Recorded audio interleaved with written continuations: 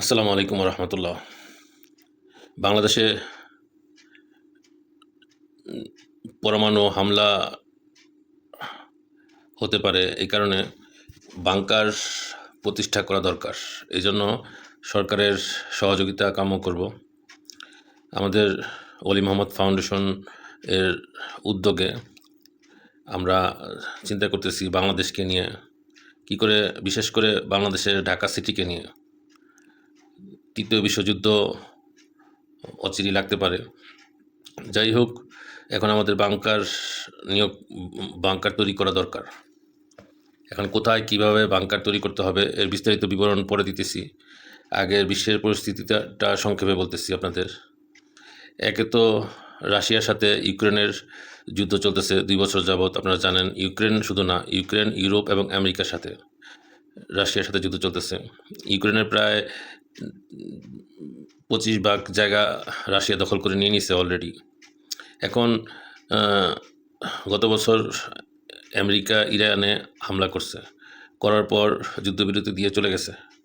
কারণ ইরান এমন একটা দেশ, পারস্য দেশ, এটাকে সহজে জয় করার মতো উপযুক্ত পরিবেশগত না। আল্লাহ তাআলা এমনভাবে প্রাকৃতিকভাবে করছেন, ইরানের চতুর্দিকের পর্বতমালা বেষ্টিত, একটা পর্বত না, কয়েকটা পর্বত। এই জন্য স্থলপথে অভিযান না করে আমেরিকা থেকে ক্ষেপণাস্ত্র আক্রমণ হয়েছে গত 2 মাস, আপনারা জানেন। তখন ইরান একটা কৌশল করে হরমুজ প্রণালীটা বন্ধ করে দেয় এবং টোল আদায়ের সিদ্ধান্ত নেয়। এবং টোল আদায়ের সিদ্ধান্ত নেওয়ার কারণে ওই টোল $20 লক্ষ চাইনিজ মুদ্রায় প্রদান করতে হবে, ইউয়াংয়ে, এই ঘোষণা দেয়। এতে ডলারের অধপতন হবে। এটা দেখে এখন তড়িঘড়ি করে যুক্তরাষ্ট্র ওই হরমুজ প্রণালীর বাইরে এখানে যে অ্যারাবিয়ান সি দেখতেছেন, এইখানে তাদের জাহাজ নোঙর করছে, যুদ্ধ জাহাজগুলা হরমুজ প্রণালী থেকে নিয়ে এসে একটু দূরে নিয়ে আসছে, প্রায় ইরান থেকে 4000 কিলোমিটার দূরে। ওইখানে আমেরিকার একটা ঘাঁটিও আছে, একটা দ্বীপের মধ্যে। যাই হোক, ওইখান থেকে তারা কি করে, যে সমস্ত জাহাজ ইরান ছাড় দিতেছে, তেল বিক্রি করতেছে, ওই সমস্ত জাহাজকে ডাকাতি করতেছে আমেরিকা। অবরুদ্ধ নামে ডাকাতি করতেছে, সম্পূর্ণ ডাকাতি, একবারে পুরো জাহাজও নিতেছে, তেলও নিয়ে নিতেছে। এখন পরিস্থিতিটা তৃতীয় বিশ্বযুদ্ধের দিকে চলে গেছে। ওইদিকে ইসরায়েল, সে তো থামার পাত্র না। কারণ ইসরায়েলের যে নাগরিক আছে তার 95% হলো জেনিস্ট, আর কিছু আছে 3% আছে ইহুদি। আর জেনিস্টরা এই যে উপরে দিকে দেখতেছেন চীন, রাশিয়ার যে অ্যারোটা দিছি আমি, ও ইউক্রেনের দিকে, এই এলাকাটা 3000 বছর খ্রিস্টপূর্ব। এই এলাকার নাম সিনথিয়াস নামে পরিচিত ছিল। এই এলাকায় এটা হলো তৃণভূমি, এখানে কোনো আল্লাহর হুকুমেই কোনো গাছ হবে না, ছায়া হবে না। এই জন্য এই এলাকার বাসিন্দারা এই পাহাড় ভেদ করে, পর্বতমালাগুলো ভেদ করে এই পাশে আসতো। কাজাকিস্তানের এই যে দেশগুলোতে ঢুকতো, এর আশেপাশে দেশগুলোতে কয়েকটা দেশ আছে, ঢুকে তারা হামলা করে সম্পদ সংগ্রহ করে নিয়ে যেত। এই জন্য জুলকারনাইন বাদশাহ সিকান্দার একটা বড় দেয়াল তামা এবং লোহার মাধ্যমে প্রতিষ্ঠা করছে, যাতে ইয়াজুজ মাজুজরা এই দিক দিয়ে আসতে না পারে। এর আগেও অনেকগুলো পর্বতমালার মাঝখানে পাথরের দেয়াল দেওয়া ছিল ওই সময়। যাই হোক, ইরানের যে অবস্থা এখন, কঠিন অবস্থা হলো ওই ইয়াজুজ মাজুজদের জন্য। ওইখানে আটকা পড়ে আছে যে রাশিয়ার দক্ষিণ দিকে নিচের অংশে যে সাদা দেখতেছেন, এটা হলো তৃণভূমি, গাছপালা নাই। আর উপরে সবুজ অংশে গাছপালা আছে, নিচের অংশে তো গাছপালা নাই। এই এলাকার মানুষগুলা, এরা হলো নূহ আলাইহিস সালাম যখন প্লাবন হয়ে যায়, এরপরে 3 ভাগে ভাগ হয়ে যায়। 3 সন্তান ছিল, হাম আরেকজনের নাম আছে, আরেক ছেলে ছিল। সেটা শাম দেশ বলতে আমরা তো আরব দেশকেই বুঝাই। আরব দেশে শামের বংশধররাই বিস্তার লাভ করে, আর হামের দেশগুলো ওই রাশিয়াতে বিস্তার লাভ করে। ওই হাম আর আরেক ছেলে ছিল, ওই ছেলে আফ্রিকাতে বসবাস করে। যাই হোক, এই 3 ছেলে, আর কেনান তো ওই নূহ আলাইহিস সালামের নৌকাতে উঠতেই পারেনি। যাই হোক, এই 3 ছেলে 3 সাম্রাজ্য দখল করে। এরপর পরবর্তীতে দেখা গেছে যে ওখান থেকে বংশ বিস্তার করে ওই যে হামের বংশধররা যারা আছে, এদের থেকেই ইয়াজুজ মাজুজ হয়েছে। ইয়াজুজ মাজুজের আলাদা কোনো শিং নাই, বড় বড় দাঁত নাই। এরা আদম আলাইহিস সালামের সন্তান, আমাদের আদি পিতার সন্তান, আমাদের মতোই চেহারা। এই জন্য এদেরকে শনাক্ত করা কঠিন। যাই হোক, ইয়াজুজ মাজুজরা এখান থেকে ডাইভার্ট হয়ে তারা যখন দেখলো যে দেয়ালের পাথরের দেয়ালে বেষ্টিত আর ওই তামা আর লোহা দ্বারা বড় যে তাদের পথটা ছিল, যে পথে এসে আক্রমণ করে খাদ্যদ্রব্য এবং পশু পাখি এগুলো নিয়ে যেত, যেহেতু ওখানে কোনো এই সমস্ত জিনিস ছিল না, পশু প্রাণী ছিল না, গোস্ত খাইতে পারতো না, তাদের প্রোটিনের অভাব ছিল, যাই হোক তারা এখান থেকে নিয়ে যায় ওখানে ফসলগুলো নিয়ে যেত, যেহেতু তাদের তৃণভূমি ছিল, ফসল ছিল না, শুধু ঘাস আর ঘাস, ঘাস ছাড়া এমনকি কোনো পাহাড়ও ছিল না, ওখানে ছোটো ছোটো টিলা আছে। এই বিস্তীর্ণ এলাকা, ইউক্রেন থেকে যে হালকা সবুজ অংশটা দেখেন সেটা এই এলাকাটাই সিনথিয়ানিস্ট এলাকা, সিনথিয়ানিস্ট এলাকা ছিল আগের নাম, বর্তমানে এটা রাশিয়ার মধ্যে পড়ছে, রাশিয়ার দক্ষিণাঞ্চল বলা চলে। এখান থেকে তারা কী করলো, 125 বছর আগেই 1900 সালের দিকেই তারা কী করলো, ওইখান থেকে ইউরোপের দিকে যাওয়া শুরু করলো, এদিক দিয়ে তো রাস্তা বন্ধ, ওই ইউরোপের দিকে যাওয়া শুরু করলো। ইউরোপ এবং ইউরোপের দেশগুলোতে বিভিন্ন দেশে যায় তারা আশ্রয় নিল, এবং ইউরোপের প্রতিটা কান্ট্রি এই নতুন মানুষগুলোদেরকে খুব ভয় পাইতো, তারা খুব দ্রুতগতি সম্পন্ন ছিল। সূরা কাহফের মধ্যে আল্লাহ তাআলা বলছে যে তারা খুব দ্রুতগতি সম্পন্ন, দ্রুতগতিতে তারা আসতো এবং দ্রুতগতিতে তারা ছিনতাই করে নিয়ে যেত, এবং তারা দুর্ধর্ষ ছিল, এত হিংস্র ছিল যে এরা মানুষকে মানুষ মনে করতো না। আমরা যেমন মুরগি জবাই করতে দ্বিধাবোধ করি না, ঠিক তারা এরকম মানুষকে জবাই করতে, ধ্বংস করতে দ্বিধাবোধ করে না, শিশুকেও জবাই করতে দ্বিধাবোধ করে না, যেটা আমরা ফিলিস্তিনিতে দেখছি। প্রথম বিশ্বযুদ্ধের পরে তারা যখন কলম্বাস আমেরিকা আবিষ্কার করলো, তখন তারা ইউরোপ থেকে আমেরিকাতে পাড়ি দিল, পাড়ি দিয়ে পুরো আমেরিকাতে তারা বিভিন্ন স্টেটে তারা ছড়ায় পড়লো, এবং তাদের দূরদর্শিতা এবং তাদের যে ব্রেন আল্লাহ তাআলা দিছেন, এবং তাদের যে চতুর ব্রেন দিছেন, এর দ্বারা তারা আমেরিকা, বিশেষ করে যুক্তরাষ্ট্রের সবগুলা স্টেটের ফান্ডিংয়ের ক্ষমতা অধিকার করে নেয়। এই জন্য দ্বিতীয় বিশ্বযুদ্ধের পরে 1947 সালে তাদেরকে, এখন হিটলার চিন্তা করলো জার্মানির, যে এরা তো ইহুদি না, মুসা আলাইহিস সালামের বংশধরদেরকে ইহুদি বলা হয়, আর খ্রিস্টান বা নাসারা বলা হয় ঈসা আলাইহিস সালামের বংশধরকে। এখন হিটলার তার নৎসি বাহিনী সহ চিন্তা করলে এরা ইহুদিও না, খ্রিস্টানও না, এরা কোন জাতি, এদেরকে শেষ করতে হবে, এরা তো সব কিছু খেয়ে শেষ করে ফেলতেছে, সব কিছু ধ্বংস করে দিতেছে। সুতরাং সে লক্ষ লক্ষ, প্রায় 1.5 লক্ষের উপরে এই জেনিস্টদের, যারা রাশিয়া থেকে আসছিল পর্বতমালার ওই পার থেকে, তাদেরকে হত্যা করছে। এখন বলে রাখা প্রয়োজন যে ইয়াজুজ মাজুজ তো আসবে পরে, কিন্তু আপনি এখন বলতেছেন কেন? হ্যাঁ, আল্লাহ তাআলা বলছেন সূরা কাহফের মধ্যে, আপনারা পড়ে দেখবেন, তাফসীর পড়ে দেখবেন, তারা ধাপে ধাপে তরঙ্গাকারে আসবে। তরঙ্গাকার বলতে কি বোঝায়? ধাপে ধাপে আসবে। এই জন্য প্রথম ধাপটা তারা এসে গেছে, প্রথম দলটা তারা 126 বছর আগে এসে গেছে ইউরোপে, তারপর আমেরিকাতে ঢুকছে, তারপর 1947 সালে তাদেরকে আমেরিকা এবং ইউরোপ যখন দেখছে যে তাদেরকে আশ্রয় দেওয়া যায় না, তখন এরা কী করছে, একটা বুদ্ধি আঁটলো যে আমরা এক কাজ করি, আমরা খোদাকে মেনে নিই। তাদের তো খোদা, আল্লাহ তাআলা এবং রাসূল বলতে কিছুই তারা মানে না, ইয়াজুজ মাজুজরা। এখন এত বড় হিংস্র ছিল, জানোয়ার ছিল, জানোয়ারের মতো ছিল, যদিও মানুষ ছিল। তারা কী করলো, বুদ্ধি করে তারা আল্লাহকে মানার দিল যে তোমাদের গডকে আমরা মানি। সুতরাং এই কথা বলে ইউরোপে জায়গা করে নিছে এবং আমেরিকাতে জায়গা করে নিছে। আমেরিকা চিন্তা করলো যে আরে তারা যে নবীকেই মানুক না মানুক, ঈসা আলাইহিস সালামকে মানুক আর মুসা আলাইহিস সালামকে মানুক, আর মুসলমানদের মুহাম্মদ সাল্লাল্লাহু আলাইহি ওয়াসাল্লামকে মানুক আর না মানুক, সেটা বড় জিনিস না, আল্লাহ তাআলাকে তো মানে। সুতরাং তাদেরকে জায়গা দেওয়া যায়, তারা তো আমাদের পক্ষেরই লোক, তারা তো আর মূর্তি পূজক না যে কোনো আল্লাহকে মানে না, এরকম না, আগুন পূজাও করে না। সুতরাং তাদেরকে আশ্রয় দিছে। আশ্রয় দেওয়ার পরে আমেরিকাতে কি হলো, আমেরিকাতে তারা বিস্তার লাভ করে আমেরিকার অর্থনৈতিক, কূটনৈতিক এমনকি স্টেটের যে সিএম, চিফ মিনিস্টারগুলোর পদগুলো তারা হাতিয়ে নিল। এমনকি আমেরিকার যে যতগুলো ব্যাংক আছে, ব্যাংকগুলো তাদের হাতে কবজা করে নিল। কবজা করে নেওয়ার পরে দ্বিতীয় বিশ্বযুদ্ধের পরে এখন আমেরিকায় আর ইউরোপ চিন্তা করলো এদেরকে একটা আশ্রয় দিতে হয়। এখন ওই হিসেবে তারা আশ্রয় দিয়েছিল ফিলিস্তিনিতে, তারা মেহমান হিসেবে ফিলিস্তিনিতে আসছে অল্প একটু জায়গায়। আমরা যেমন রোহিঙ্গাদের টেকনাফে, কক্সবাজারে, উখিয়াতে আশ্রয় দিয়েছি, ঠিক এইভাবে আশ্রয় দিয়েছিল তাদেরকে ওই জেনিস্টদেরকে। তারা জেনিস্টরা এখানে এসে চিন্তা করলো যে আমরা তো আসলে ইহুদি না। মুসা আলাইহিস সালামের এক বংশধরের মধ্যে এক ছেলে ছিল যার নাম ইয়াহুদ, তার বংশধরকে ইয়াহুদি বলা হয়। আর ইব্রাহিম আলাইহিস সালামের বংশধর মধ্যে আপনারা জানেন যে একজন ইয়াকুব আলাইহিস সালাম ছিলেন, উনি ফিলিস্তিনি ছিলেন, ওনার বংশধরকেই ইসরাইল বলা হয়, বনি ইসরাইল। এটা অনেক লম্বা-চড়া ঘটনা, আপনারা ওয়াজে পাবেন। আমি সেই বিষয়ে যাচ্ছি না। আমার মুখ্য উদ্দেশ্য বাংলাদেশকে কী করে হেফাজত করা যায়? পরমাণু যুদ্ধ হলে বাংলাদেশকে কী করে হেফাজত করা যায়? এইজন্য একটু ব্যাকগ্রাউন্ড বলতেছি ঘটনাটা। এখন ইয়াজুজ-মাজুজ তাদের ১ম দলকে আল্লাহ তাআলা ১ম দলকে ছেড়ে দিছে এবং আমেরিকার, ইউরোপ এবং আমেরিকা মহাদেশে তারা ঢুকে গেছে ওই দেশগুলোতে তারা অর্থনৈতিক কবজা করে নিছে। এখন আমেরিকা চাইলেও এখন ইসরায়েল এই বিগত এত বছরে প্রায় ৭৮ বছর হয়ে গেছে ২য় বিশ্বযুদ্ধ হইছে। বৈজ্ঞানিকরা বলতেছে যে ৮০ বছর পর আবার ৩য় বিশ্বযুদ্ধ হবে। তার মানে ৩য় বিশ্বযুদ্ধ অবশ্যম্ভাবী। আগামী ২ বছরের মধ্যেই ৩য় বিশ্বযুদ্ধ লাগবে। অলরেডি লেগে গেছে। এটা চলবে কতদিন আল্লাহ পাক ভালো জানে। তবে যুদ্ধ লেগে গেছে।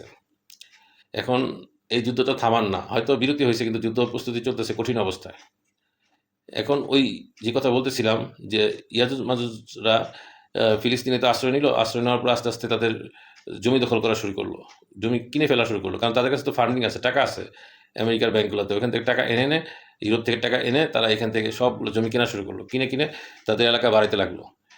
তখন বাড়াইতে এমন একটা অবস্থা করলো যে বর্তমানে ফিলিস্তিনিদের জায়গায় শুধু গাজার মধ্যে অল্প কিছু জায়গা আছে যেটা ফিলিস্তিন নামে, আর বাকি পুরা ফিলিস্তিন দখল করে নিল।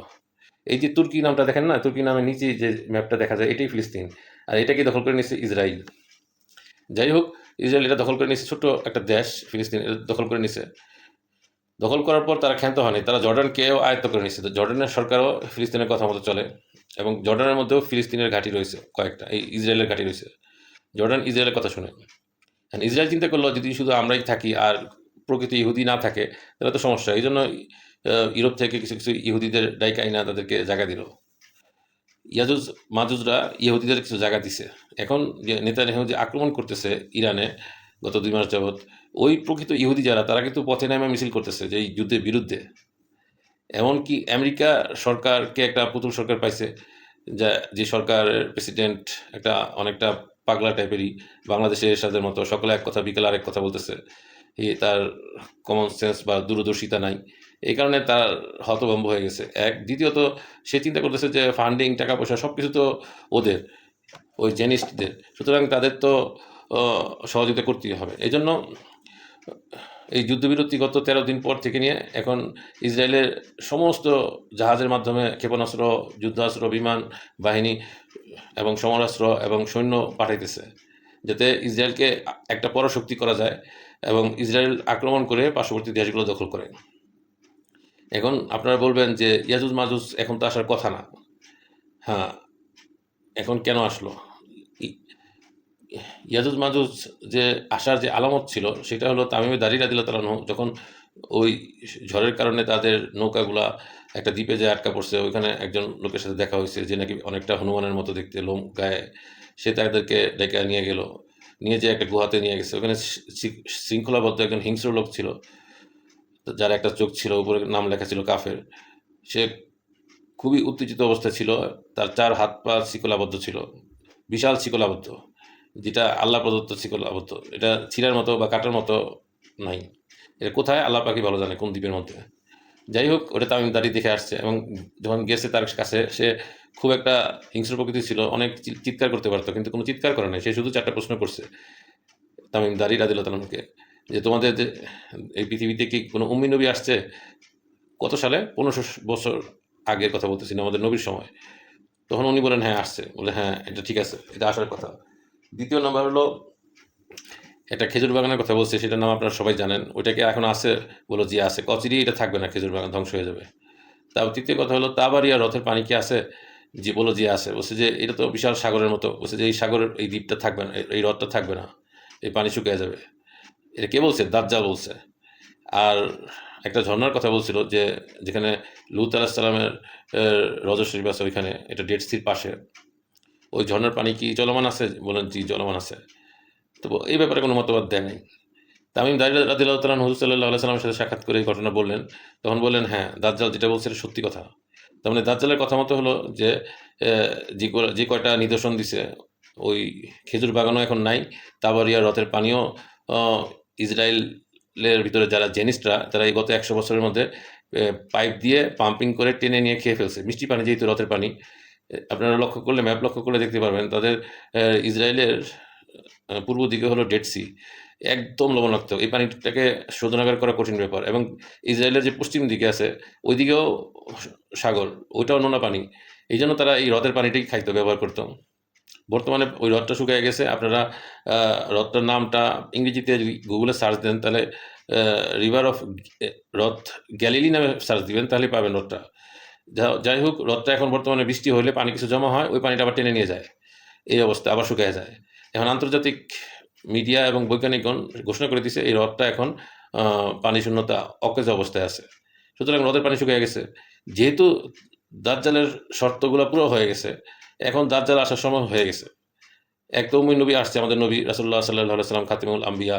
দ্বিতীয়ত ওই খেজুর বাগানের এখন নাই, হ্রদের পানিও শুকিয়ে গেছে। আর ঝর্ণা সম্পর্কেও বলছে, ঝর্ণার পানিটাও নাই। আমি গুগল ম্যাপ ঘুরে ঘুরে দেখে আসছি। যাই হোক, ওই ঝর্ণার পানির ব্যাপারে কোনো শর্তও দেয় নাই দাজ্জালে। সুতরাং দাজ্জাল আসার সময় হয়ে গেছে এখন। কোন দিন আসবে, কোন বছর আসবে, সেটা আল্লাহ পাক জানে, আর কেউ জানে না।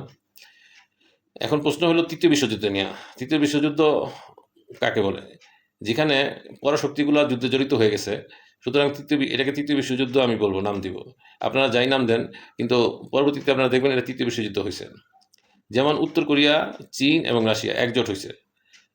একজোট হয়ে ইউরোপ আমেরিকার সাথে লাগছে, ইউক্রেনে আক্রমণ করতেছে গত 2 বছর যাবতই। ওইখান থেকেই রুশ প্রেসিডেন্ট পুতিন, উনি কিন্তু বিশ্বযুদ্ধের বা যুদ্ধের কোনো ঘোষণাই দেয় নাই, জাস্ট একটা আক্রমণ করার কথা বলছে। তারপর যখন গত বছর আমেরিকা হামলা করলো ইরানে, এবং ইসরায়েল হামলা করলো ইরানে, হামলা করে দেখলো যে ইরানকে বেকায়দা ফেলানো যায় না। ইরানের ক্ষেপণাস্ত্রের হামলায় পর্যদস্ত হয়ে গেছিল ইসরায়েল, তাদের রসদ শেষ হয়ে গেছিল, এই জন্য যুদ্ধবিরতি দিছে। এই গত 1 বছরে আবার তাদের রসদগুলা ওই আমেরিকা থেকে আনছে। আমেরিকা তো পরাশক্তি বর্তমানে বিশ্বের, কিন্তু এই পরাশক্তির কাছে যে অস্ত্র বারুদ, ডলার, স্বর্ণ মুদ্রা যা কিছু আছে, কাদের? এই জেনিস্টদের। জেনিস্টরা আসলে ইহুদি না, এরা হলো ওই পালায় আসছে দক্ষিণ রাশিয়া থেকে, ইউক্রেন হয়ে একবারে উত্তর ইউরোপ দেশগুলোতে এবং আমেরিকাতে যে ছড়াই গেছিল। দ্বিতীয় বিশ্বযুদ্ধের পরে তাদেরকে এখানে আশ্রয় দেওয়া হয়েছে। পরবর্তীতে আমেরিকা সর্বপ্রথম তাদেরকে দিছে, মানে তাদেরকে ওই নাম দিছে, মানচিত্রের মধ্যে স্থান দিছে ইসরায়েল নামে। অথচ ফিলিস্তিনের নামটা তখন মুছে ফেলা হয়েছে। প্যালেস্টাইন নামে একটা দেশ ছিল যে এটা বড় দেশ, এর নামটা মুছে ফেলা হয়েছে। মানচিত্রের মধ্যে আপনারা ফিলিস্তিন পাবেন না, ইসরায়েল পাবেন। অথচ এটাই ফিলিস্তিন ছিল। এবং ইসরায়েল ফিলিস্তিনকে সম্পূর্ণ দখল করে নিছে এবং এমনভাবে নির্যাতন করছে যা আপনারা মিডিয়াতে দেখছেন, আর কিছু বলার নাই। এখন বর্তমানে ফিলিস্তিনের টার্গেট হলো যে তারা এই যে ইজিপ্ট হলো, এই বাম দিকে ম্যাপে দেখবেন, ইজিপ্ট হলো ওই দেশ যেটা মিশর বলা হয়। মিশরের ইজিপ্টের দিক দিয়ে একটা ফরাত নদী আছে। আর এই যে ম্যাপটা ইরাক আছে, কিউ লেখা আছে মাঝখানে, এটা ইরাক দেশ। ইরাকের এদিকে একটা ফরাত নদী আছে। আর এদিক সৌদি আরবের কিছু অংশ আছে মদিনা শরীফ পর্যন্ত। আর ওদিক দিয়ে তুর্কিস্তান। এই যে এলাকাটা, এখানে কয়েকটা দেশ আছে। এই দেশগুলো হলো মিশর, ফিলিস্তিন, Jordan, Libya, Syria, Iraq, Turkestan. এই দেশগুলোকে তারা কবজা করার জন্য, মানে তাদের 1 নাম্বার টার্গেট ইসরায়েলের। আপনারা মনে করছেন শুধু ফিলিস্তিন দখল করবে? না, না। ইসরায়েলের এই প্রায় 7-8টা বড় বড় দেশ দখল করে তারা অলরেডি একটা বিশাল মহাদেশ কায়েম করতে চাচ্ছে মধ্য অঞ্চলে পৃথিবীর। কারণ একটা বিশ্বকাপ খেলা হলে একটা প্ল্যাটফর্ম দরকার হয়, স্টেডিয়াম দরকার হয়। দাজ্জাল আসার জন্য তো একটা প্ল্যাটফর্ম দরকার। তারাও বলে যে আমাদের একজন মসিহা আসবে। আসলে সে তো মসিহা না, সে মসিহে দাজ্জাল। আসল মসিহ হলো মসিহে ঈসা মসিহ, যিনি উম্মত হিসেবে আসবেন। আর তারা আশা করতেছে মসিহে দাজ্জালের আশা। এখন মসিহে দাজ্জাল আসবে, এখন এই আশায় তারা এই দেশগুলো দখল করবে। আর দেশগুলো দখল করার জন্য যত সমরাস্ত্র লাগে আমেরিকা পাঠাইবে। আর এই জন্য আমেরিকাকে প্রেসিডেন্টকে পাগল বলতেছে জনগণ। তুমি কেন ইরানে যুদ্ধ করতে যেতেছো? ইরানে কেন যুদ্ধ করতে হবে? ইসরায়েলের জন্য কেন যুদ্ধ করতে হবে? এই কেনর উত্তর তো যুক্তরাষ্ট্রের জনগণ জানে না।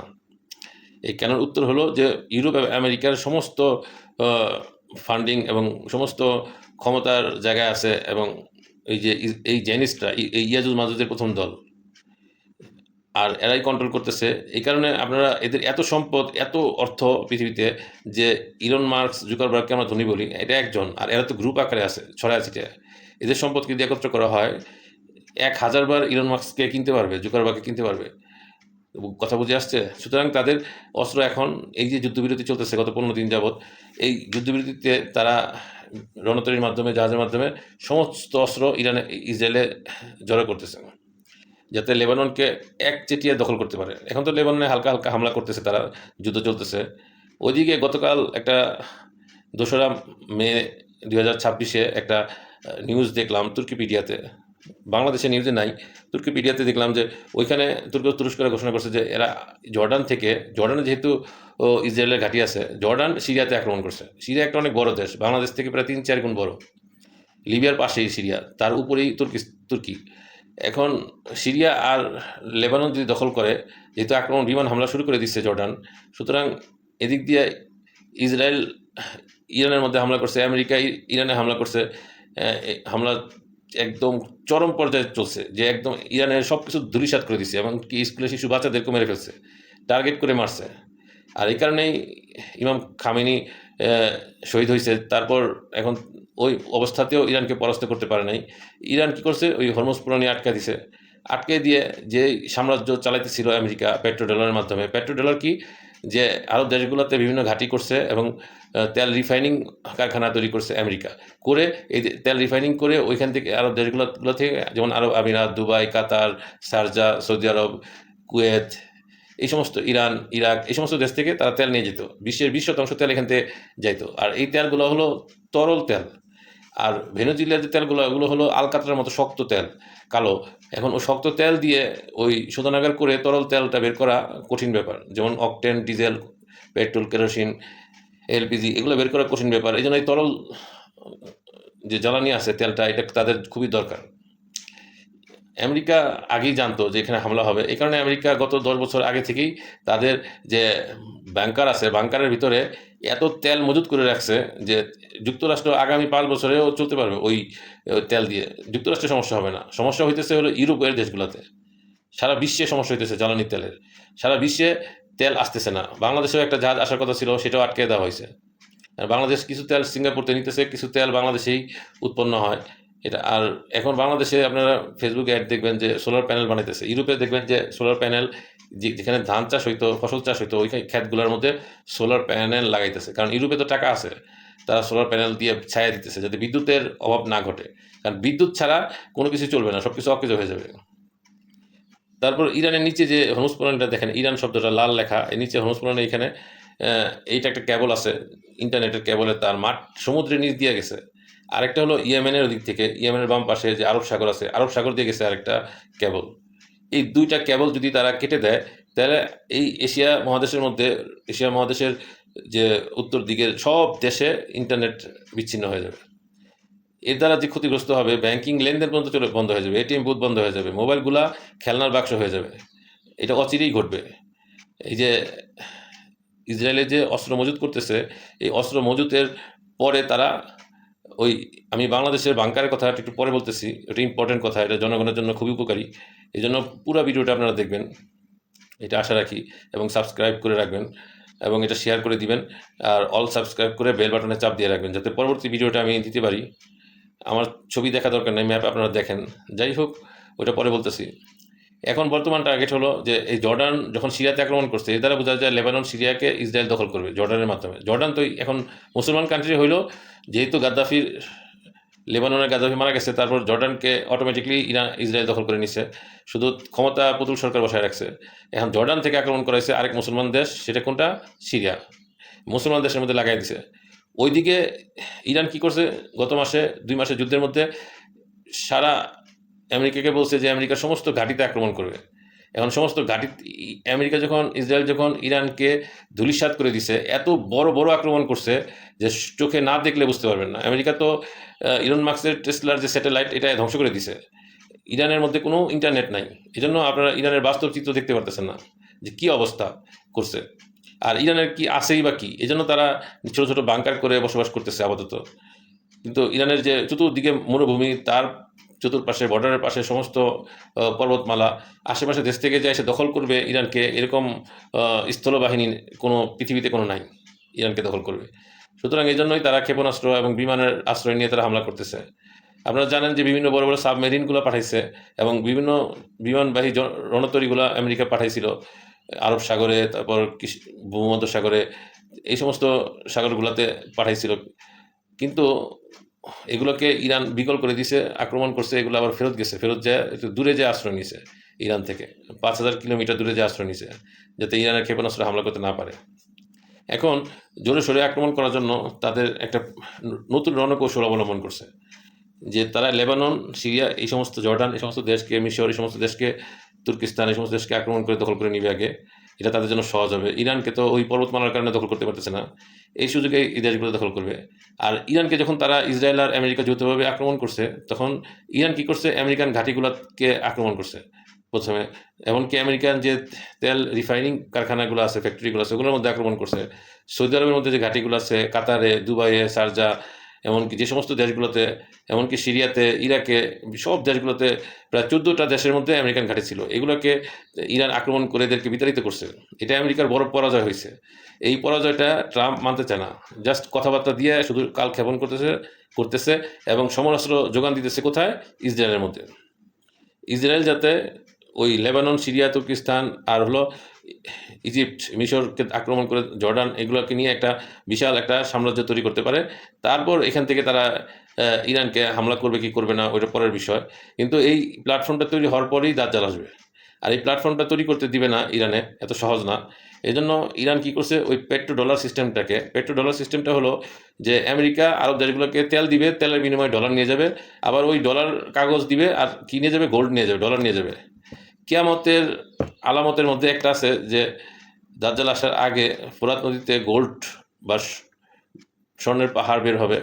এখন গোল্ড ওলামা একরামরা ব্যাখ্যা করতেছেন, গোল্ড বলতে বর্তমানে যেটা সবচেয়ে বেশি চাহিদা, যেটা গোল্ডের মতোই দেখতে, জ্বালানি তেল, এই তেলটাই গোল্ড হিসেবে বলতেছে। যে এই তেলের জন্য যেহেতু যুদ্ধ হইতেছে সারা বিশ্বে এখন তেলের সংকটের কারণে অর্থনৈতিক অবস্থা দুর্বল, সমস্ত দ্রব্যমূল্যের বেড়ে গেছে। এই কারণে তারা ওই এখন ধারণা করেছে এই তেলটাই আসল মূল কারণ আরব দেশগুলোর। এই তেলগুলা কী করে নেওয়া যায়, অথবা তারা ধ্বংস করে দেওয়ার চিন্তা ভাবনা করতেছে। যদি ধ্বংস করে দেয় তাহলে হবে কি, আমেরিকা বারবার হুমকি দিতেছে যে ইরানের তেল কারখানাগুলোতে, তেলের মজুদের কারখানার মধ্যে হামলা করবে। আর ইরানও ঘোষণা দিতেছে যে আমাদের তেলে হামলা করেন, তাহলে আরব দেশগুলোর একটা দেশেরও তেলের কারখানাগুলো আস্ত রাখবে না, সবগুলোর মধ্যে ক্ষেপণাস্ত্র হামলা করে ধ্বংস করে দিবে। মানে তেল মধ্যে হামলা করে তেলের কারখানায়, তো এমনিতেই আগুন জ্বলে তেলগুলো সব পুড়ে শেষ হয়ে যাবে। এখন যে তেলগুলো রপ্তানি করে, ওই তেল যদি পুড়ে দেওয়া হয়, এবং ইরানের হরমুজ প্রণালীতে আটকা পড়ে আছে 2,000 জাহাজ, আমাদের দেশের জাহাজের মতো না, বিশাল বড় বড় জাহাজ, যে জাহাজগুলোকে ইরান আটকে রাখছে, ওই জাহাজের ভিতরে যে তেলগুলো আছে ওগুলোকেও ধ্বংস করে দিবে। ইরান এই ঘোষণা দিয়ে দিছে বর্তমানে, গত 2 দিনের খবর বলতেছি, 1 মের খবর বলতেছি, আমি আগের খবর বলতেছি না, আমি এখনকার খবর বলবো এবং বাংলাদেশের খবরও বলতেছি। আমাদের অনেক দিন, দীর্ঘদিন পর, 15 বছর পর, 17 বছর পর, বা আরও বেশি সময়ের পর, প্রায় 90 সালের পর থেকে এই প্রথম আমরা প্রায় 26 বছর পর একজন পুরুষ নেতা পাইছি, যে নাকি জিয়াউর রহমানের আদর্শে আদর্শ সন্তান। বর্তমানে আগে কে কী ছিল তা বলা আমি নিয়ে ঘাটাঘাটি করবো না। বর্তমান যেটা তারেক রহমান, সেটা অন্যরকম তারেক রহমান। আর 2000 সালে যে তারেক রহমান ছিল, সেটা অন্যরকম তারেক রহমান। বর্তমান তারেক রহমানের চিন্তা ভাবনা, জীবন চলে গেল, দেশের জন্য সে খাটবে, ডাল ভাত খেয়ে হলে খাটবে। এই জন্যই ইন্ডিয়ার মাথা ব্যথা এখন। তারেক রহমান নীলফামারীতে ওদিক দিয়ে ওই লালমনিরহাটের যে এয়ারপোর্ট, ওইখানে এয়ারপোর্টের চিকেন নেট আছে, ওইখানে যে ব্রিটিশের বিমান এয়ারপোর্ট ছিল, ওই এয়ারপোর্টকে সংস্কার করতেছে, এবং সারা দেশে খাল খননের জন্য মনোযোগী হয়ে গেছে ক্ষমতায় আসার পর থেকেই। এটা জিয়াউর রহমানের 81 সালেও আমরা দেখছি উনি খাল খনন করছে। উনি কেন খাল খনন করবে? এদিক দিয়ে বিশ্বযুদ্ধ লাগতেছে, আর উনি এদিক দিয়ে খাল খনন করতেছে, অস্ত্র কিনতেছে না, বুঝতেছি না ঘটনা। আসল হলো, মানুষ যাতে বিশ্বযুদ্ধ হলে আদিম যুগে আসে পড়বে, মানুষ গ্রাম অঞ্চলে চলে যাবে, তখন দেখা দিবে হলো অর্থনৈতিক বিপর্যয়। আর অর্থনৈতিক বিপর্যয় যখন দেখা দিবে, তখন আমাদের দেশে চিন্তা আমাদের আগে, যেহেতু আমরা বাঙালি, বাংলাদেশি, এই জন্য আমাদের বাংলাদেশের চিন্তার জন্য আমাদের প্রধানমন্ত্রী, আল্লাহ তালা ওনাকে হায়াত দারাজ করুক, যদিও ইন্ডিয়া চক্রান্ত করতেছে বিভিন্নভাবে, যে তারেক রহমানকে সরাইয়া বাংলাদেশে বিএনপিরই পুতুল সরকার বসাইবে। এটা যাতে না হয়, এই জন্য জনগণকে আমি বলবো যে আমাদের প্রধানমন্ত্রীকে রক্ষা করার জন্য আপনারা সবসময় ঐক্যবদ্ধ থাকবেন। যদিও সরকারি সিকিউরিটি গার্ড আছে, কিন্তু এটাই যথেষ্ট না, জনগণকে সোচ্চার থাকতে হবে এবং বিরোধী দলকে সোচ্চার থাকতে হবে। তারেক রহমানকে যাতে একটা লোমও বাঁকা করতে না পারে ইন্ডিয়া বা ভারত, এখন বিশ্বযুদ্ধ লেগে গেলে কী করবে? আমেরিকা ডাইরেক্ট ইন্ডিয়াকে বলবে তুমি বাংলাদেশের মধ্যে আক্রমণ করো, কারণ বাংলাদেশের 90% মুসলমান এরা ইরানকে সমর্থন করে। এখানে এখন শিয়া সুন্নি কোন মাযহাব এটা নিয়ে প্রশ্ন না, প্রশ্ন হলো যে আল্লাহকে মানে, নবীকে মানে সেই মুসলমান, আমাদের নবীকে যে মানে সেই মুসলমান, সে একজোট হইতে হবে। আরব দেশগুলো এখন চুপ হয়ে গেছে কিছুটা, যে না আমরা এই দিক দিয়ে একজোট হইব। একজোট না হয়ে উপায় নাই, কারণ ওই পরাশক্তির সাথে দাজ্জালের সাথে যুদ্ধ করার জন্য হইলে একজোট হইতেই হবে। এই জন্য আরব দেশের সমস্ত কান্ট্রিগুলো, আফগানিস্তান, পাকিস্তান, সৌদি আরব, কাতার, কুয়েত, তারপর দুবাই, শারজা, আরব আমিরাত, এছাড়া যে দেশগুলো আছে Iraq, Syria, Lebanon, Turkestan, Egypt, Sudan, এই যে দেশগুলো আছে, কেনিয়া, সোমালিয়া, আফ্রিকার কিছু দেশ আছে, এই দেশগুলা সকলেই ঐক্যজোট হওয়ার একটা চিন্তা ভাবনা করতেছে, ঐক্যজোট হবেও। এখন শিয়া সুন্নি মতভেদে ওরা আমেরিকা এবং ওই জেনিস্টরা, যাতে ইয়াজুজ মাজুজের প্রথম দল যেটা আসছে 100 বছর আগে, হ্যাঁ, এবং কি কোনো সময় বলছে যে পরের দল যখন আসবে, তারা তো ইয়াজুজ মাজুজরা তো আসবে তরঙ্গাকারে, পরের দল যখন আসবে তখন এসে ওই তাবারিয়া রথের সামনে যায় বলবে যে কোনো এক কালে, হ্যাঁ, এই রথে পানি ছিল। তার মানে কোনো এক কাল বলতে এক যুগ বোঝায় না, একটা শতক বোঝায়। 100 বছর আগে এই রথে পানি ছিল, এখন নাই, ঠিক আছে? এই দ্বিতীয় দলটা আসবে প্রায় 50,000-এর উপরে, 50,000 ইয়াজুজ মাজুজ আসবে, এরা মানুষরূপেই আসবে, এরা দাজ্জালের সাথে আসবে আক্রমণ করতে। আর ইমাম মাহাদি কালো পতাকা নিয়ে মক্কা শরীফে আসবে, তাকে সে নেতা হতে চাইবে না, ইমাম হতে চাইবে না, তারপরেও 313 জন তাকে চিনে ফেলবে এবং তাকে ইমাম বানাইবে, এবং উনি যখন রওনা দিবে তখন থেকেই মুসলমানরা তার সাথে একত্র হয়ে একটা দল হবে। তখন সারা বিশ্বে মুসলমানদের একটাই দল হবে, ওটা হবে মালহামা। এর আগেই ইমাম মাহাদি আসার আগেই তৃতীয় বিশ্বযুদ্ধ হয়ে যাবে।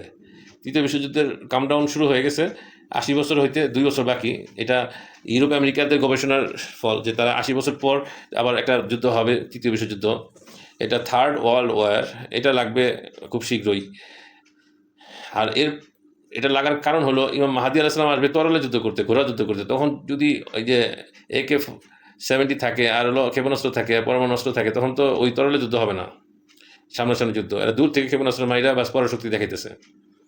এখন কি হবে? এখন যে তৃতীয় বিশ্বযুদ্ধ লেগে গেলে হয়তো আমেরিকা এই ইসরায়েলের মাধ্যমে এই 5-6টা দেশ দখল করে নিবে, দখল করে নিয়ে এদের সম্পদ দিয়ে একটা পরাশক্তি কায়েম করবে। পরাশক্তি কায়েম করার পর তারা সারা পৃথিবীতে আরব দেশগুলোতে, মুসলিম দেশগুলোতে আক্রমণ করবে, এবং তেলের জন্য এবং গোল্ডের জন্য।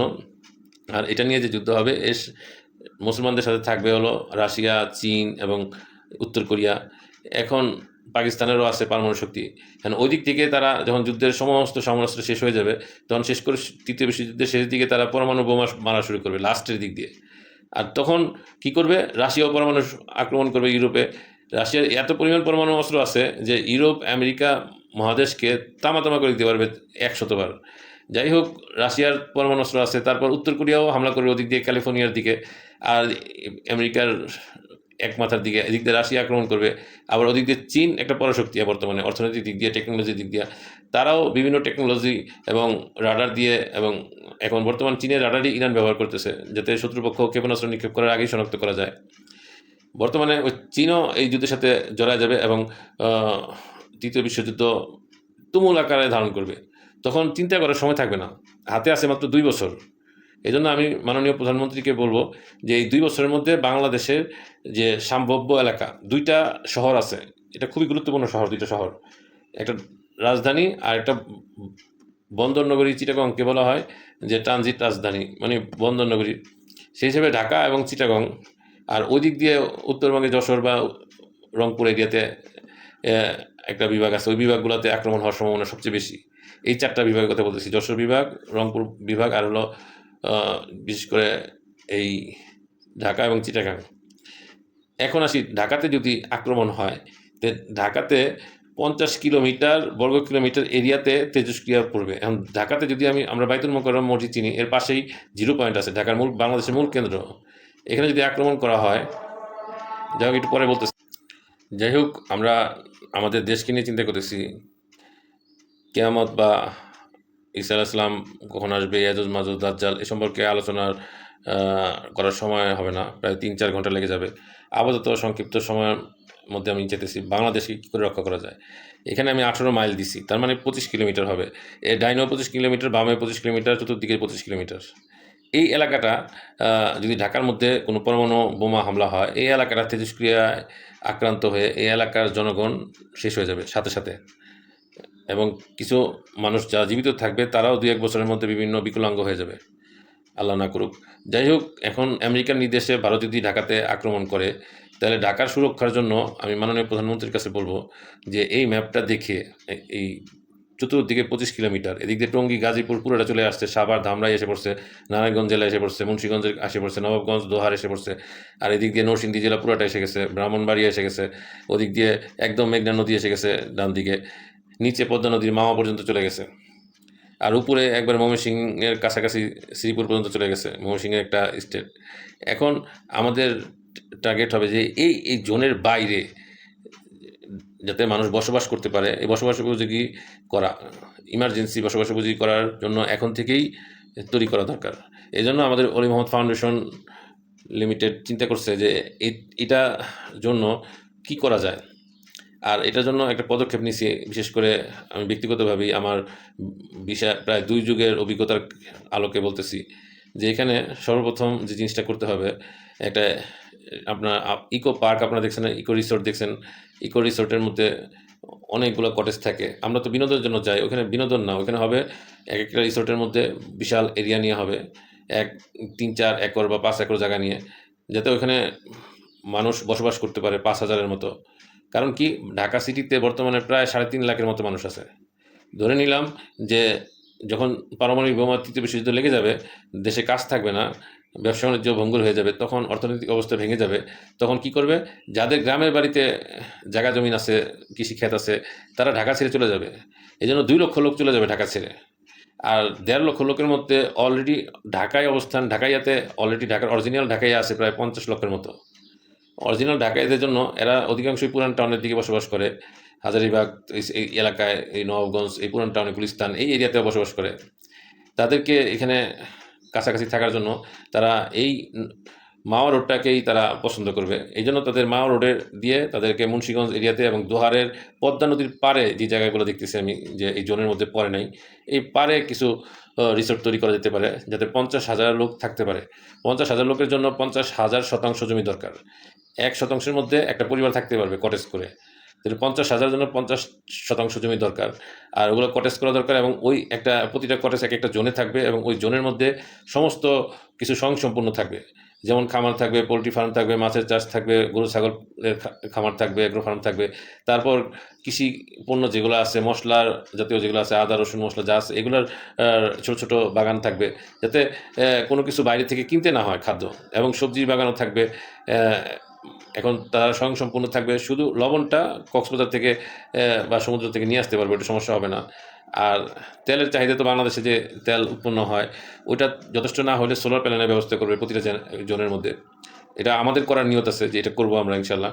তাহলে এই ঢাকাইদের জন্য 50,000 লোকের জন্য যে জোনগুলো তৈরি করতে হবে, এগুলো হলো মুন্সিগঞ্জ, দোহার, এই এলাকার মধ্যে, ঢাকার দোহার থানার শেষ দিকে, এবং মুন্সিগঞ্জ জেলার মধ্যে, বিক্রমপুর জেলার মধ্যে এই 50,000-এর একটা ব্যবস্থা করতে হবে, যাতে ঢাকাবাসীরা 50,000 লোক এখানে থাকতে পারে।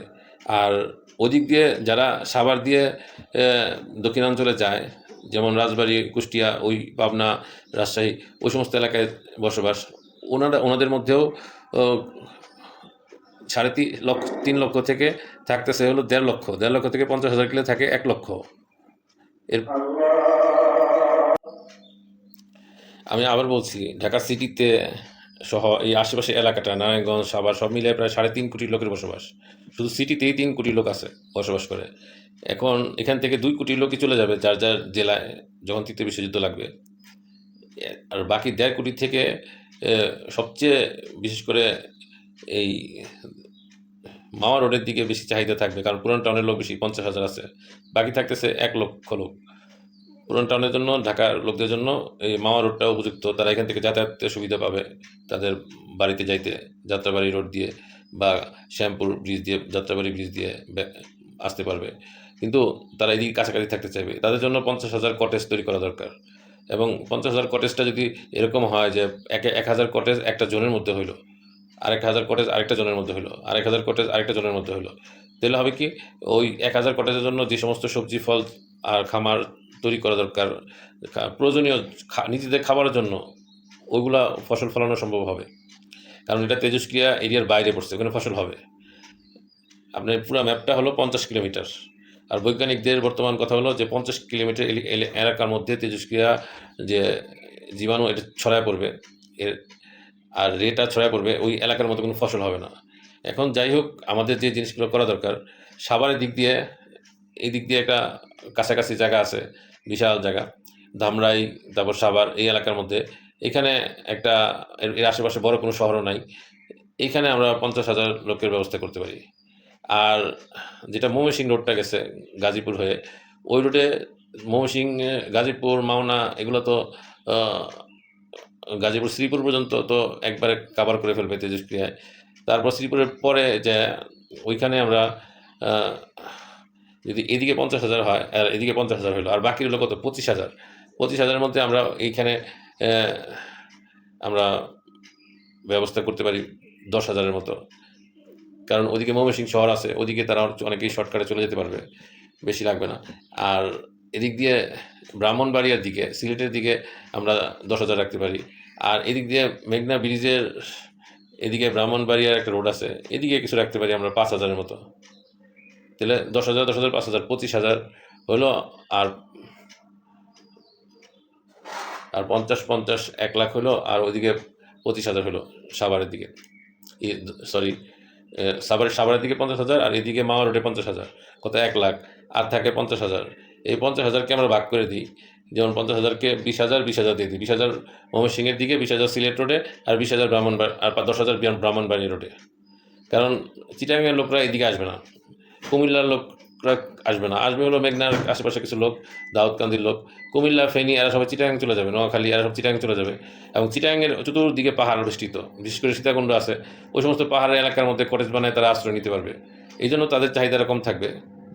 আর চিটাগাংয়ের সাথে ঢাকার সম্পর্কটা অত না, এই জন্য এখানে কম কটেজ বানানো, 5,000 কটেজ বানানো, 10,000 কটেজ বানানো। আর এই সিলেটের দিকে একটু বেশি বানানো, ব্রাহ্মণবাড়িয়ার দিকে আর ময়মনসিংহ রোডে। তাহলে এইভাবে আমরা 3 ভাগ করে নিলাম। তাহলে সুবিধা হবে কি, যে এই 1.5 লক্ষ কটেজ তৈরি করার জন্য 150টা জোন তৈরি করতে হবে, মানে 150টা জমি ক্রয় করতে হবে। প্রতিটা জমিতে 1,000 শতাংশ জমি লাগবে শুধু কটেজ তৈরি করতেই। আর এর আবাদের জন্য আরও 2 গুণ জমি লাগবে, 3,000 শতাংশের মতো জমি লাগবে। তার মানে 3,000 শতাংশ বা 33,000 শতাংশ জমি যদি লাগে, তাহলে 1,000 বিঘা জমি লাগবে, 1,000 বিঘা জমি লাগবে এক একটা জোনের জন্য। এর মধ্যে 150টা জোনের জন্য 150,000 বিঘা জমি লাগবে। এই জমিগুলা ক্রয় করার জন্য জনগণের কাছে টাকা আছে, জনগণরা জমি কিনবে, প্রত্যেকেই 1% করে একটা কটেজের জন্য জমি কিনবে, তাদের টাকা, তাদের ওই কটেজটা তাদের সাথে সাথেই রেজিস্ট্রেশন করে দেওয়া হবে। কটেজটা নির্মাণের জন্য কিস্তিতে তারা 5,000 টাকা করে দিতে থাকবে, যাতে তাদের উপর বার্ডেন না হয়। টোটাল মূল্য থাকবে 4 লক্ষ টাকা। এখন 1 লাখ টাকা দিবে, আর 3 থেকে 5 বছরের মধ্যে কটেজ তৈরি হয়ে যাবে। যারা আগে টাকা দিবে তাদের আগে কটেজে উঠিয়ে দেওয়া হবে। কটেজ থেকে ভাড়ার ইনকাম তারা পাবে, একটা সুবিধা, নিজেরাও থাকতে চাইলে থাকতে পারবে। তারপর ওইখানে কটেজের আশেপাশে যে সমস্ত স্টোর, সমস্ত নাগরিক সুবিধা থাকবে, স্কুল, মাদ্রাসা, হসপিটাল সবই থাকবে, প্রাথমিক হসপিটালগুলো। তারপর যা যা দরকার, দোকানগুলো, বাজার, এগুলো সবই থাকবে। এটা আমাদের কোম্পানির আন্ডারে থাকবে। এখান থেকে বাইরের বাজার থেকে কম মূল্যে, 5% কম মূল্যে তারা পাবে, এবং ফ্রেশ খাবারটা পাবে, একবারে অর্গানিক ফ্রেশ, যেটাকে বলা হয় জৈব সার দিয়ে তৈরি। তারা নিজেরা দেখবে, নিজেরা পুকুর থেকে মাছ ধরে কিনে খাবে, এইরকম সুবিধা তারা পাবে প্রতিটা জোনে, আলাদা আলাদাভাবে। প্রতিটা জনেই একটা পুকুর থাকবে, সুইমিং পুল থাকবে, নাগরিক সুবিধা, শিশুদের জন্য শিশু পার্ক থাকবে, এই সুবিধাগুলো থাকবে। এখন প্রশ্ন হলো সরকারের কী কাজ, প্রধানমন্ত্রীর কাছে যে আবেদন করছে তাদের কী কাজ? কারণ এই বর্তমান যে আমাদের ডিওএসএস ঢাকা শহরের বিজয় শহরের কাছে ক্যান্টনমেন্ট আছে, এবং এয়ারফোর্সের অফিসগুলো, কেন্দ্রীয় অফিসগুলো আছে, এখানে এই ক্যান্টনমেন্ট এগুলো তো সব পরমাণু তেজস্ক্রিয়ায় ধ্বংসপ্রাপ্ত হয়ে যাবে। এই জন্য এই আর্মিদেরকে আপনারা তো বসায় রাখছেন, কোনো কাজে লাগতেছে না, যে কোনো যুদ্ধ যেতেছে না, এই আর্মিদেরকে কাজে লাগিয়ে ওই কটেজগুলোতে, যে কটেজগুলো আমরা নির্মাণ করব, ওই কটেজগুলোর অনেকটা 300 স্কোয়ার ফিটের মধ্যে হবে, আর বাকি অংশ খোলামেলা ফুলের বাগান থাকবে, চতুর্দিকে সুপারি বা বাঁশ গাছের বেড়া থাকবে, কম মূল্যে তারা নিতেছে। ১,০০,০০০ টাকা বুকিং দিবে, রেজিস্ট্রি পেয়ে যাবে কটেজটা। তারপর মাসে, মাসে ৫,০০০ টাকা দিবে, এটা তাদের গায়ে লাগবে না। যাই হোক ৫ বছরে তাদের টাকা শোধ হয়ে যাবে, কটেজ তারা বুঝে নিবে। তারপর কটেজ থেকে ভালো ইনকাম পাইতেছে, ফ্রেশ সবজি কিনতে পারতেছে কম মূল্যে, বা সবজি কিনে একটা সীমিত সংখ্যক সবজি দেওয়া হবে প্রতিটা কটেজের। একবারে লট আকারে কেউ কিনতে পারবে না, বা বাইরে থেকে কেউ কিনতে পারবে না। ওখানে সিসি ক্যামেরা থাকবে, সিকিউরিটি গার্ড থাকবে, সুপারভাইজার থাকবে, ম্যানেজার থাকবে। সম্পূর্ণ জোনটা চালানোর জন্য একটা আনসার ক্যাম্প থাকবে, প্রতিটা জোন চালানোর জন্য। এমনকি যাতে সব সুবিধা থাকে, এরকম একটা প্ল্যান আমরা তৈরি করছি। যাই হোক, এটার প্ল্যানটা আমি পরে দেখাইতেছি। তারা বাধ্যতামূলকভাবেই ওই ৫,০০০ টাকা করে মাসে দিবে। আর ৫,০০০ টাকা দেওয়ার জন্য ধনী হইতে হবে না। মধ্যবিত্ত যারা রিক্সা চালায়, তারা ডেইলি ২০০ টাকা করে জমা হইলেও মাসে ৬,০০০ টাকা জমে যায়। তারাও মাসে ৫,০০০ টাকা দিতে পারবে। যারা গার্মেন্টসের কর্মী, এরাও যদি ইচ্ছা করে পারবে। সমস্ত তবকার লোক, সমস্ত প্রকারের লোক, কর্মজীবী, চাকরিজীবী, ব্যবসায়ী, ছোট ব্যবসায়ী, মধ্যবিত্ত, নিম্নবিত্ত, এমনকি কাজের বুয়ারও ২০,০০০, ৩০,০০০ টাকা বেতন পায়। তারাও মাসে ৫,০০০ টাকা দিতে অসুবিধা হবে না। সুতরাং বর্তমান অবস্থা তো ভালো দেশের। আমি বর্তমান অবস্থার কথা বলতেছি না, আগামী ২ বছর বা ৩ বছরের পরের কথা বলতেছি। তখন সিচুয়েশন হয়ে যাবে, এই ঢাকা ছেড়ে চলে যেতে হবে যখন পরমাণু যুদ্ধ শুরু হয়ে যাবে। এই জন্য দূরদর্শিতার দিক দিয়ে বলতেছি, ভবিষ্যৎবাণী না, আল্লাহ না করুক। যদি তৃতীয় বিশ্বযুদ্ধ, পরমাণু যুদ্ধ নাও লাগে, তারপর ওই কটেজগুলো ভাড়া দিতে পারবে, এবং কটেজগুলো যে তাদের নামে সাবকবলা রেজিস্ট্রি হয়েছে, নামজারি, মিউটেশন, খাজনা হয়ে গেছে, তারা ওগুলা আরও ১০ গুণ, ২০ গুণ দামে বিক্রি করতে পারবে ৫ বছর পরে। আমি তো গ্যারান্টি দিতে পারবো যে ৫ বছর পরে ৫ গুণ বেশি দামে বিক্রি করতে পারবেন। বর্তমানে জমি, বিশ্বযুদ্ধের কারণে জমির দাম কম, কিন্তু ৫ বছর পরে আপনারা এটা যে মূল্যে আপনারা কিনবেন, এর যেমন ১,০০,০০০ টাকা দিয়ে কিনলেন ১ শতাংশ, এটা আপনি ৫,০০,০০০ টাকা মিনিমাম বিক্রি করতে পারবেন শতাংশ। আর কটেজটা তো মূল্য আলাদাই। আর কটেজটা আমরা এমনভাবে তৈরি করতেছি যে কটেজের মধ্যে কিছু নর্মাল কিছু ফার্নিচার দিয়ে দিব, ড্রেসিং টেবিল, একটা খাট যাতে থাকা যায়, একটা টেবিল থাকা উপযোগী। আর তাছাড়া বাকি ফার্নিচারগুলো তো যার বাসা থেকে নিয়েই যাবে, যখন যেতে যাবে ট্রাক ভরে নিয়ে যাবে। কিন্তু আমি চাইতেছি কিছু ফার্নিচার দিয়ে দিব, যারা একবার কিছুই না, যাতে যারা থাকতে পারে। পানির লাইন থাকবে, সোলার প্যানেল থাকবে, বিশুদ্ধ পানির লাইন থাকবে, ইলেকট্রিসিটি থাকবে, সিসি ক্যামেরা থাকবে। তারপর ওইখানে প্রতিটা রোডে লাইটিংয়ের ব্যবস্থা থাকবে, এবং চতুর্দিকে কাঁটাতারের বেড়া থাকবে, যাতে বাইরে থেকে কোনো প্রাণী বা কোনো মানুষ ঢুকতে না পারে। এবং কাঁটাতারের বেড়ার উপরে লাইটিং থাকবে, সিসি ক্যামেরা থাকবে, যাতে কোনো চোর ঢুকতে না পারে একটা জোনের মধ্যে। কারণ তখন চোর ডাকাতের প্রকোপটা বেড়ে যাবে, এটাও আমার মাথায় আছে। এখন আসি আমরা ওইটা দেখানোর জন্য যে আমরা যে কী ধরনের প্ল্যানটা করছি, আর সরকারের কাজটা কী। এখানে একটা ছোট্ট প্ল্যান ধরা হয়েছে, যেমন ওয়ালিদ ইকো ফার্মের হিসেবে, যে এই এক একটা জোনে ৮টা করে কটেজ তৈরি করা হয়েছে। এই ছোটো ছোটো জোন করা ৮টা করে কটেজ তৈরি করা হয়েছে। এখানে কিছু সব ধরনের সবজি গাছ লাগানো হয়েছে। এখানে এই যে সোলার প্যানেলের ব্যবস্থা করা হয়েছে, বায়োগ্যাসের ব্যবস্থা করা হয়েছে, যাতে গ্যাসের মাধ্যমে চুলা ধরাইতে পারে, আগুন ধরাইতে পারে, সোলার প্যানেলের মাধ্যমে বিদ্যুতের আলো ধরাইতে পারে। এই ধরনের একটা আধুনিক কলেজ তৈরি করা হয়েছে। প্রাইভেট কার নিয়ে যাতে অন্তত প্রথম দিকে ঢুকে পার্কিং করতে পারে, এবং প্রাইভেট কার দিয়ে প্রতিটা কটেজে তারা ঘুরতে পারবে, এরকমের একটা রাস্তা ব্যবস্থা করা হবে, যাতে তাদের ওই, এবং পার্কিং এরিয়া থাকবে আলাদা, যে এই একটা নির্দিষ্ট স্থানে পার্কিং করবে, তার বাকিরা কটেজে যাবে। কারণ আর এখানে মাছের সাথে হাঁসের চাষও করা হবে, কারণ হাঁসের ডিমগুলো জরুরি এই কটেজের অধিবাসীদের জন্য। আর এখানে যে এই পুকুরের মাঝখানে একটা ঘর করা হয়েছে, এখান থেকে তারা বড়শি দিয়ে মাছ ধরতে পারবে। মাছ ধরে ওইটা আবার দাম, কেজি হিসেবে দাম মূল্যে কিনতে পারবে। পুকুরের পিছনে আবার সুইমিং পুলের ব্যবস্থা আছে, যারা সাঁতার কাটতে চায় সাঁতার কাটতে পারবে। এখানে সোলার প্যানেলের ব্যবস্থা আছে।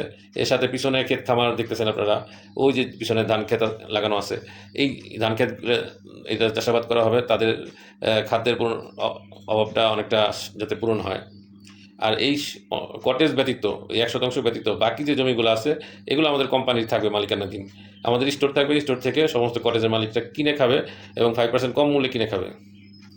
এইভাবে একটা পদক্ষেপ নেওয়া হয়েছে। এখন সরকারের কাজ কী? সরকারের কাজ হলো সবচেয়ে বড় কাজ, যেটা আমি সরকারের কাছে আবেদন করব মাননীয় প্রধানমন্ত্রী তারেক রহমানের কাছে, যে এই কটেজগুলো নেওয়ার জন্য ১ নাম্বার হলো অধিগ্রহণ জন্য আমাদের কোম্পানিকে অনুমোদন দেওয়া হোক, যাতে ওই এলাকার লোকরা, বিশেষ করে এই ৫০ কিলোমিটার জোনের বাইরের জমিগুলা, যদি এলাকার লোকরা দিতে না চায়, তাহলে যাতে সরকারের কিছুটা সাপোর্ট পাই কেনার জন্য, জমি কেনার জন্য। জমি কিনে, আর এই জন্য সদস্যরা যারা কটেজ কিনবে তারা টাকা দিবে, আমরা টাকা দিয়ে নগদ মূল্যে কিনে নিব, সমস্যা তো নাই। আর এই কটেজগুলো, আর ৫০ কিলোমিটার বাইরে যদি জমি কিনা হয়, কৃষি জমিগুলা, বিশেষ করে উঁচু জমিগুলা, নিচু জমিগুলা কিনতে গেলে ওগুলো আবার ভরাট করতে হবে। ওই পুকুর, সুইমিং পুল, এগুলো কাটার পরে যে জমি হবে, ওগুলো দিয়ে কটেজের জায়গাগুলো একটু ভরাট করা হবে। বাকি জমিগুলোতে কৃষি জমি, ওগুলোতে সমস্যা হবে না খুব একটা। শুধু সবজি জমিগুলোতে কিছু মাটি ফেলতে হবে, এই আর কি। যাই হোক, এই কটেজটা একটা সুন্দর আকারে তৈরি করা হবে, এই ছবির মতো করে, যাতে একটা সুন্দর হয়। এই জন্য মাত্র 1 লাখ টাকার বুকিং দিতে হবে। দেওয়ার সাথে সাথে তাদেরকে রেজিস্ট্রির তারিখ জানিয়ে দেওয়া হবে, রেজিস্ট্রেশন করে দেওয়া হবে একত্রে। একটা জনের রেজিস্ট্রেশন একসাথেই হবে। এখানে 8টা দেওয়া হয়েছে। আমি বলছিলাম যে বৃহৎ আকারে করতে গেলে প্রতিটা এলাকার মধ্যে এখানে তো 40টা কটেজ হইতেছে, কিন্তু 1000 ঘর নিয়ে একটা জোন হবে। তাহলে ঢাকার সম্পূর্ণ চাহিদাটা পূরণ হবে। এখন সরকারের যে কাজটা কি, আর্মিদের কাজটা কি, সরকার যদি আর্মিদের ব্যবহার করে এই কটেজগুলা 2 রুম বিশিষ্ট হবে, টয়লেট কিচেন হবে, পুরো ফ্লোরটা টাইলস হবে, এর নিচে মাটি নিচে গর্ত করে মাটি বের করে পুরাটা ঢালাই করে কটেজের নিচে যদি সরকার অনুদান হিসেবে একটা বাংকার তৈরি করে দেয়, এবং ওইখানে অক্সিজেন সিলিন্ডার থাকবে, প্রয়োজনীয় ওষুধপত্র থাকবে, এবং পরমাণু হামলা হলে যাতে কটেজের নিচে তারা কটেজ ছেড়ে দিয়ে বাংকারে চলে যেতে পারে। এই জন্য রসদ যা লাগে এগুলো দিয়ে দিবে, যাতে ওইখানে 10 জনের পরিবারের লোক যাতে ওইখানে বসবাস করতে পারে।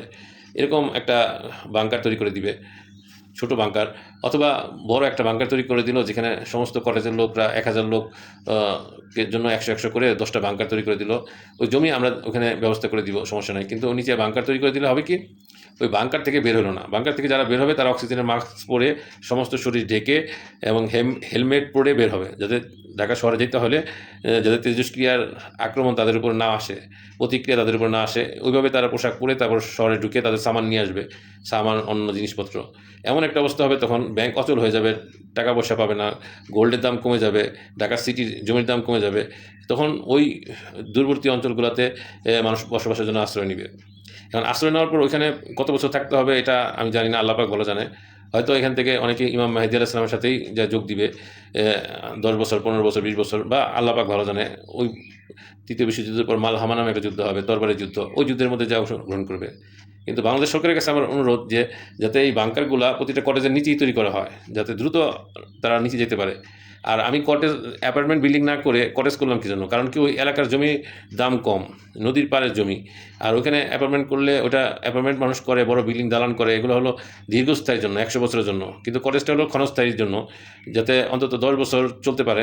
এরপরে দেশটা শান্ত হয়ে যাবে। ঈসা আলাইহিস সালাম এসে যখন দাজ্জালকে খতম করবে, হ্যাঁ, এরপর ইয়াজুজ মাজুজ আসবে। ইয়াজুজ মাজুজ আসার পরে ইয়াজুজ মাজুজ যখন ধ্বংস হয়ে যাবে, তখন এই তারা বাংকার থেকে বের হয়ে হয় বা ঈসা আলাইহিস সালামের দলের সাথে যোগ দিতে পারবে, এবং সারা বিশ্বে তখন শান্তি কায়েম হবে, এবং তখন তারা সিটিতে যার যার বাড়িতে আসতে পারবে। এই জন্য 10 থেকে 15 বছর তারা কটেজে থাকলো।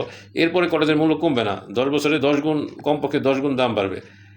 আর আমি তো দেখতেছি যে আমার টার্গেট 10 থেকে 100 গুণ দাম বাড়বে এক একটা কটেজের, এক শতাংশের, এক একটা কটেজের। কারণ এক একটা কটেজের অনেক ফ্যাসিলিটি আছে, তারা স্বয়ংসম্পূর্ণ একটা জোন পাইতেছে, এবং বাজার টাজারের জন্য বাইরে যেতে হইতেছে না, ভিতরেই সব কিছু পাইতেছে।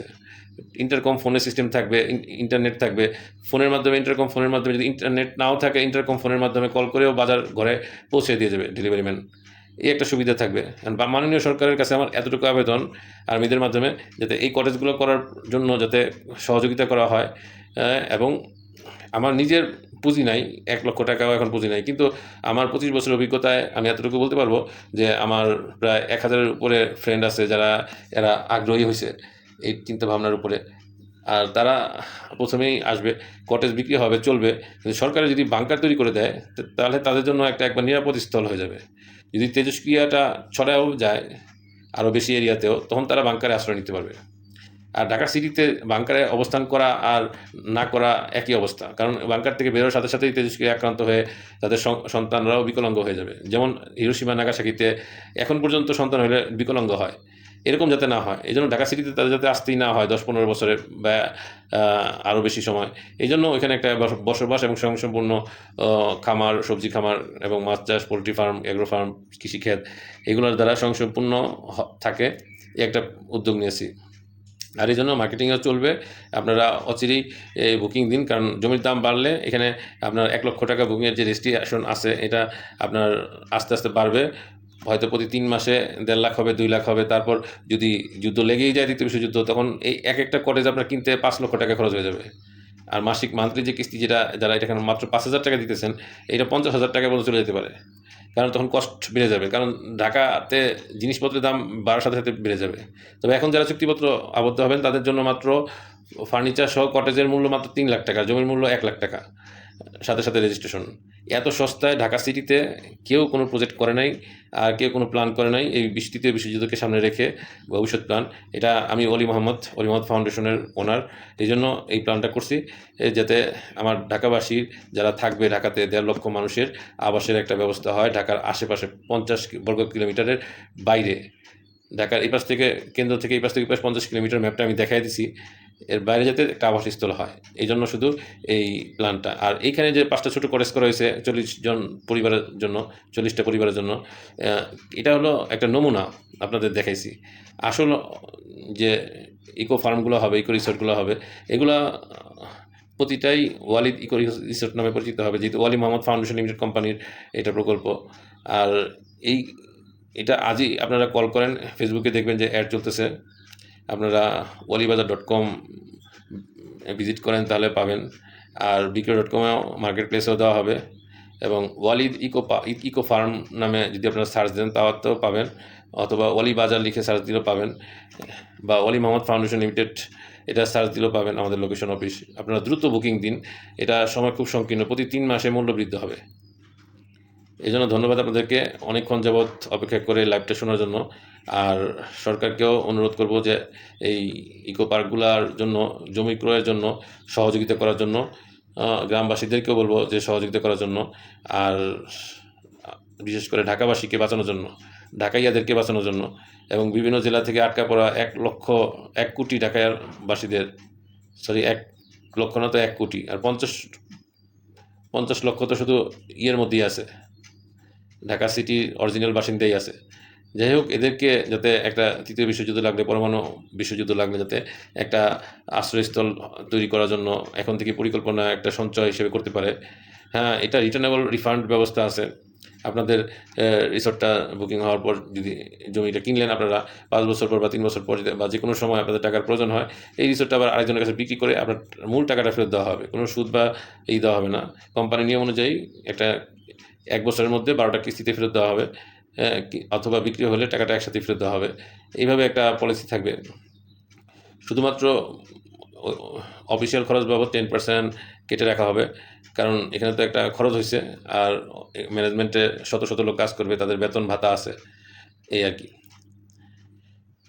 ধন্যবাদ সাথে থাকার কারণে।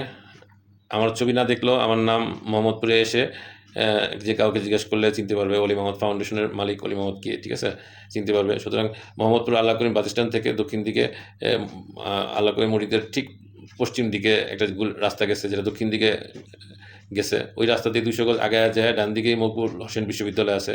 ওই মকবুল হোসেন বিশ্ববিদ্যালয়ের ঠিক ডালের পূর্ব দিকেই আমাদের অলি মোহাম্মদ ফাউন্ডেশন অফিসটা, দোতলায় আমাদের অফিস। আপনারা সরাসরি অফিসে এসে যান, অফিসে এসে গেলে প্রসপেক্টাস দেখে বুঝে তারপর নেন, সমস্যা নাই। এখন প্রাথমিকভাবে আপনাদেরকে এই বুকিংটা আমরা ভাঙ্গে নিব না, একসাথেই নিব, এবং রেজিস্ট্রেশনটা প্রতিটা জনের জন্য আলাদা আলাদাভাবে একত্রে রেজিস্ট্রেশনগুলো করা হবে। তবে দলিলগুলো আলাদা আলাদা হবে, নামজারি আলাদা হবে, যাতে আপনারা প্রতিটা কটেজ বিক্রি করার স্বাধীনতা রাখেন যে কোনো সময়। আমার কথা বুঝে আসছে? আর বিক্রি করার আগ পর্যন্ত আপনার রিটার্নেবল সুবিধাটা থাকবে। যখন রেজিস্ট্রেশন হয়ে যাবে এরপর রিটার্নের সুবিধাটা থাকবে না। আর কটেজের ধরন সবগুলো একরকমই হবে। আর এটা এরকমভাবে হয়েছে যাতে আগামীতে কিয়ামতের আগে যে সমস্ত লক্ষণ আছে, ভূমিকম্প, তারপর ভূমিধস, তো আকাশ কালো হয়ে যাওয়া, এই ধরনের ঘটনা ঘটবে। এই জন্যই ছোটো ছোটো কটেজ তৈরি করা, বড় ভবন না করে। সমস্ত ভবনগুলা তো ভূমিধস হলে ধসে যাবে, কিন্তু এই কটেজগুলো করা এই জন্য যাতে আপনারা এগুলো সমস্ত কটেজগুলো ভূমিকম্প সহনশীল, এমনকি এগুলো ভেঙে পড়লেও মানুষের কোনো ক্ষতিগ্রস্ত হবে না পরিবারের। এটা হালকা কাঠ বাঁশ এগুলো দিয়ে তৈরি এই কটেজগুলা, যাতে এখানে শুধু ফ্লোরটা টাইলস হবে, কমোড হবে, বেসিন থাকবে ভিতরে, যাতে একটু সৌন্দর্যটা দেখা যায়। বাকিগুলো হলো প্লাস্টিক বোর্ড, কাঠ এবং বাঁশ দিয়ে তৈরি, এবং সুপারি গাছ দিয়ে বা বিভিন্ন গাছ দিয়ে এর বাউন্ডারি বেড়া তৈরি করা হবে। এই আর কি মোটামুটি এই কটেজের বিবরণটা তৈরি করা হলো। তারপর ধীরে ধীরে রাজনৈতিক, অর্থনৈতিক এবং সার্বিক দিক বিবরণ চিন্তাভাবনা করে কিছু কিছু পরিকল্পনা বা অবকাঠামো পরিবর্তন হতে পারে।